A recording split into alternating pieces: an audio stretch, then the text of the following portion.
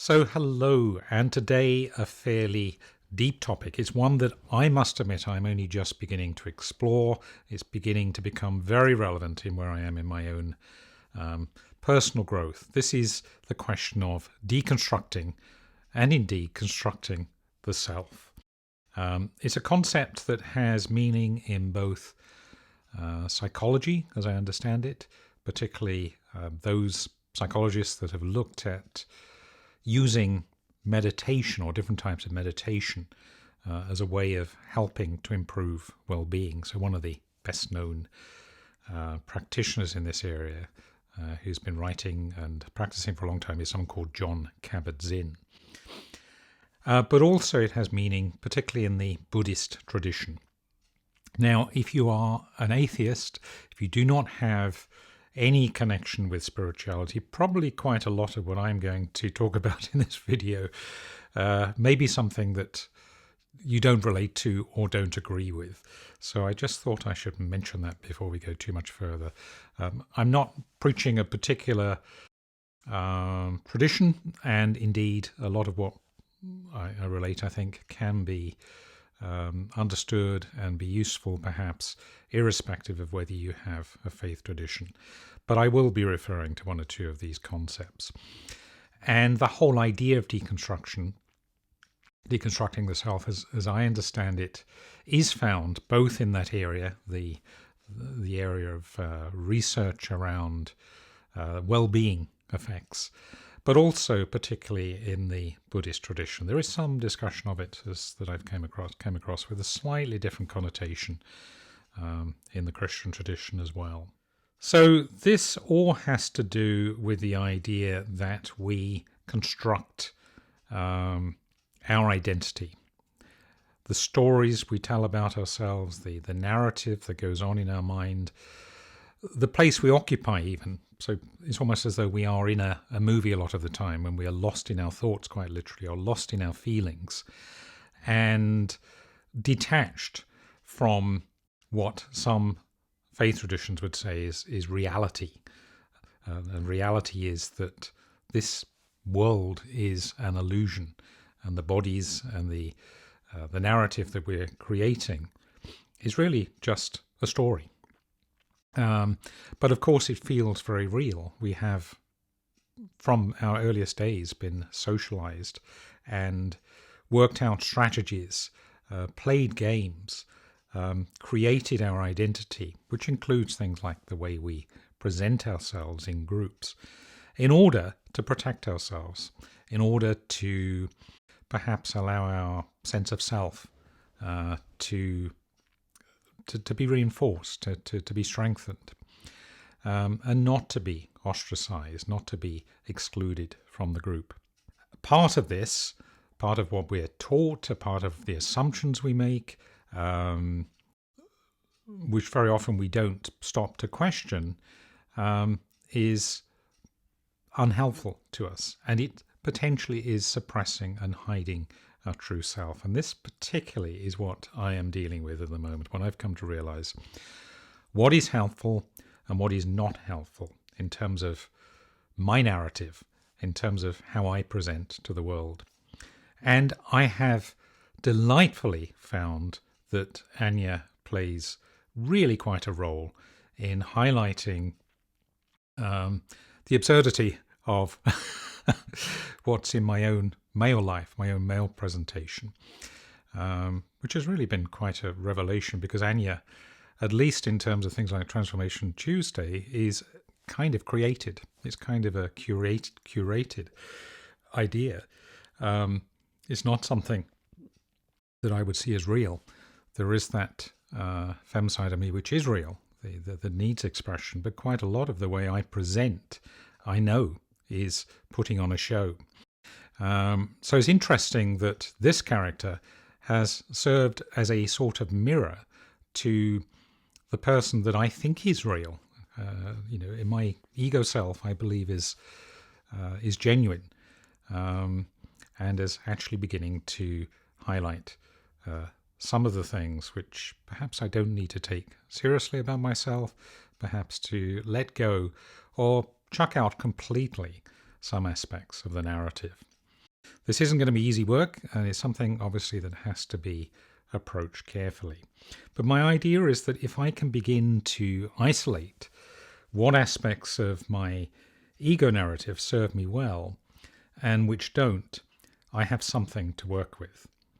I may need to look closely at what is relevant, or seems to be relevant in maintaining this, what we might call self-defense, the things that I want others to believe about me, where I feel comfortable in my relationships, relationships particularly that I want to maintain.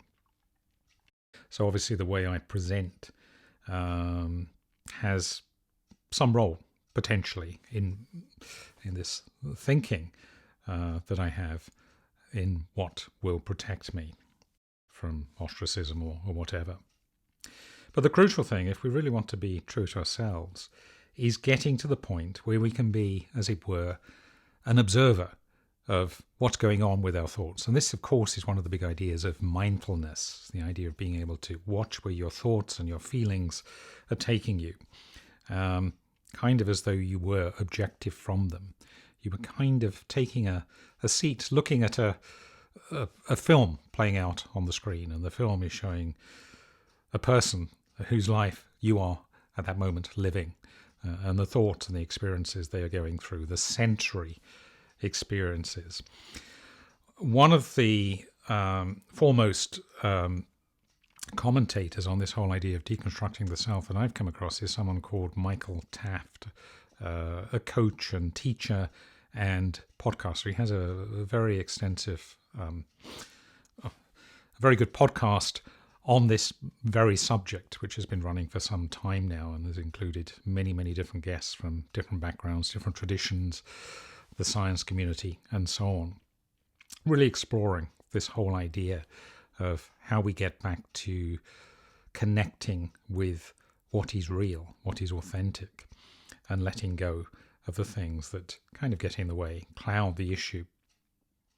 And he talks especially about different types of meditation, what some clinicians call or have grouped as so-called deconstruction approaches to meditation, which is this idea that when you're being mindful, you can recognize what is helpful and what isn't, what is serving you well, where is a useful place to focus your energy.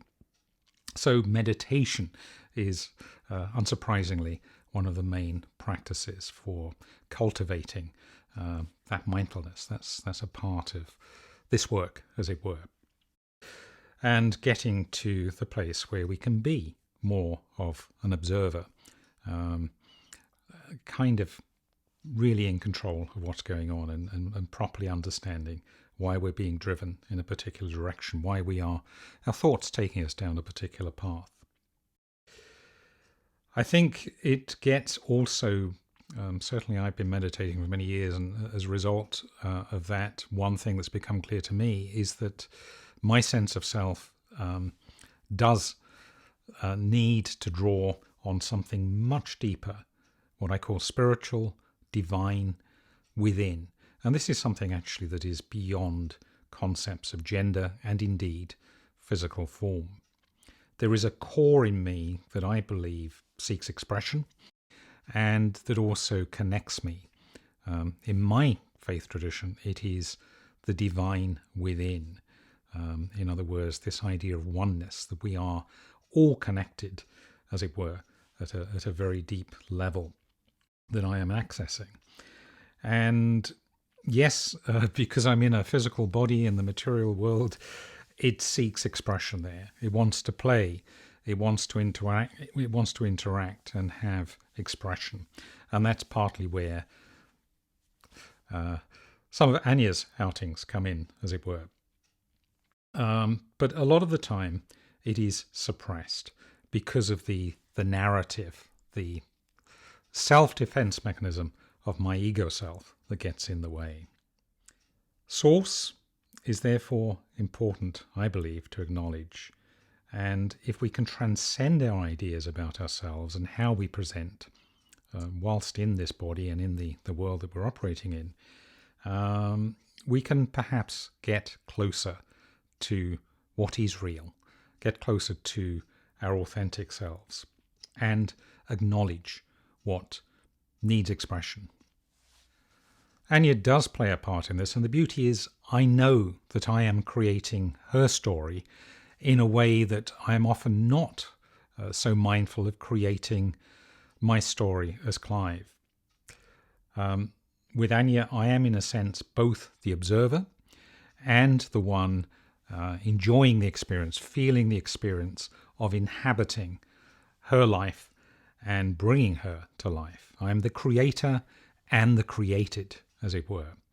And that is a principle, again, depending on your faith tradition, this idea of co-creation that fits very well with my own belief that we do have the ability to co-create. We have freedom of choice to do that. Obviously, taking care not to harm others as part of that process. Yes, this is true of my life as Clive as well, but often, as I say, I'm much less aware of the fact that I am always in a creating mode. And so, in a sense, I'm out of touch with being this observer and being able to keep reconnecting myself, keep anchoring down to my true, authentic self. Anja helps me remember that what I present to the world is just a story.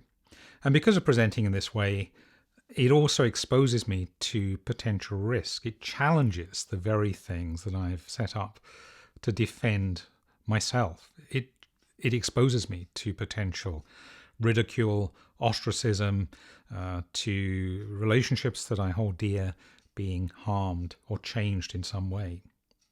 So Anja is actually helping, strangely, to challenge those defenses, to help deconstruct my false narrative. She helps remind me that I, as Clive, am, in the same way, made up. I am not my ego narrative. That is not who I am. I'm not all of the things I say about my identity. Who I am is found at a much deeper level. It's beyond my thoughts and my assumptions and, as it were, the roles I play in the society that I'm in. But this doesn't mean that I need to totally destroy all of the assumptions, narratives, and ways of presenting and so on that have brought me to where I am now. Of course, there's a lot that has served me very well and I believe will continue to do so. And just to suddenly throw it all away, it would be very catastrophic, is what Michael Taft says, would be pathological. We have a need for an ego. We are born with an ego for a purpose. Really, the question is how we channel our thoughts and our actions and our behaviors in a way that allows us to, as it were, sort out the wheat from the chaff, recognize what is good and what is bad in those narratives. So that's a part of this work as well. It's not about throwing everything out at once, which I think would cause quite a breakdown for me and would cause enormous confusion for others. But it is a case of identifying what needs to be taken less seriously and slowly being able to identify what I can and perhaps should let go. So Anja introduces a new, broader sense of self that draws much more on what is deep within, much more on the authentic self, even though in her expression it is a created presentation. And that gives me actually more of a sense of what oneness is about as well, a sense of drawing on something that transcends gender, that connects with a divine, with a oneness that knows no boundaries, that transcends all ethnicities and cultures, religious backgrounds, and ideas about the masculine and feminine. So it does bring me back to being an observer, as do indeed some of the, what I might call performances that I put on this channel. They play a part in helping with this whole appreciation of what is constructed and what isn't, and playing with ideas to see what resonates and what doesn't. So one blogger that I came across writing on this topic, Sor of Ard, writing on the Medium platform, suggests that we have completely forgot to focus on destroying the doctrines that create a false sense of ourselves, because we have been so focused on creating what we want, which has been very much the message of a lot of motivational speakers. And it's not to take away from that message, it's just to say that there needs to be a balance. We need to be both creators and also to recognize that there are things sometimes we create which don't serve us or don't continue to serve us in a particular time when they might have done previously. And this definitely helps us move forward, attaching meaning to our lives and working on what we want our purpose to be. But ultimately, the key is to move closer, if you're on a spiritual journey like me, to our true, authentic selves. So he says that deconstructing yourself is recognizing and destroying all the doctrines that you have been fed your whole life, reorganizing the belief system, healing the traumas, getting rid of self-defense mechanisms, understanding triggers, and slowly peeling away the layers of the ego. And he says that as it gets thinner and thinner, that's how we progress spiritually. As I say, I don't think it's about throwing everything away and peeling everything away. It's just really getting insight. And this is really what the meditation techniques, we're told by the scientists, aim to do. They give us a clearer understanding of why we behave the way we do, why we put up the narratives we do. Vince Morales, who's a resilience and mindset coach, says that deconstruction involves a profound and often challenging examination of one's beliefs, values, habits, and the essence of one's self-identity. This process is not about self-denigration, that's important. It's not about humiliating ourselves or denigrating what we built up, but it's about, crucially, self-awareness and understanding, requiring us to question the foundations on which we have built our lives and allowing us to identify what serves our growth and what hinders it. So really all about self-awareness, gaining insight, and acting on what comes to light through that process. Michael Taft, meditation teacher, author, and podcaster, sums up what is going on very well, I think. There is a subset of sensory experience, he says, that is special and that has more relevance to human experience than the rest. It is the sensory experience of being me, of being an ego, an experience centered around self-referential thinking and feeling, the narrative voice in our heads, the pictures in our mind's eye, the emotions we're having right now constitute almost most of it. There are a few other things like smell that might be added in. Memory. And he goes on to say that understanding the ego as a sensory experience is extremely useful because it allows us to get a handle on it. And by that way, we can begin to see through the illusion that the ego is really who we are, and become, as it were, witnesses of what's going on in the sensory world, our experience of the world. He says importantly, again, it sort of ties this idea of not denigrating what we built up. The idea of deconstructing is not really destroying totally, but it's identifying, are there things we need to get rid of that we identify too closely with our ego that get in the way of this deeper connection, that define who we see as ourselves, who we want to see known in the world, but actually detach us from ourselves having self-awareness of who we really are. And he says that this actual understanding that our ego is not who we are is really the beginning of what's called enlightenment. It's this collapsing of the idea of an illusion. That's very much the idea that the Buddhist faith talks about particularly, but we see this in other traditions. So in Christianity, there will be the talk about becoming in spirit in the body of Christ and transcending our own sense of self-importance and so on. It doesn't mean not recognizing the gifts we have, not recognizing the different opportunities we have, the different tests we face, and the different services or ministries that we can play. But it is recognizing that we are connected through one single Holy Spirit in the case of the Christian tradition.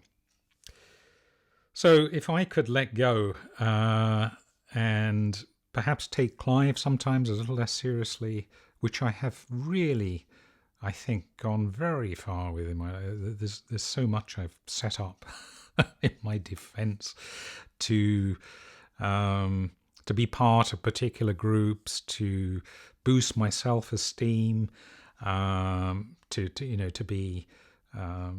want to have some sort of legacy to carry forward. And I guess I'm fortunate now in no longer being tied into the working world quite as much as I was in the past, but certainly when I was building a career, clearly there were a lot of games going on that I was playing in order to preserve myself in that environment and to advance as well. So beginning to appreciate what these games are, letting go of them, actually involves challenging what resonates for me behind hearing my name. Who is this person behind? Who am I really? And deconstructing is going to be a life's work, that's for sure. Is a process perhaps that I'm starting later than I might have done. But I think it's going to be a very fruitful and constructive one in terms of taking me back in the direction of reconnecting with my core, with my authentic self. And as I say, what is really quite thrilling is to realize that Anja actually plays quite a role in that, in setting up the mirror, setting up the mirror of play and presentation and performance against what is real. So I'll put some links to one or two of the authors that I've mentioned, the bloggers and so on that I've mentioned in this video, in the description for this video, along with one or two other references that might be of interest if you want to pursue this further. It's yet another, as it were, piece of the jigsaw that I've only really found very recently in my own journey of trying to understand what part Anja plays in my life. And this one I think is really quite significant. So I hope there might be something here, irrespective of whether you have a faith tradition or not, that might resonate, that might be useful. Thank you. I'll see you soon.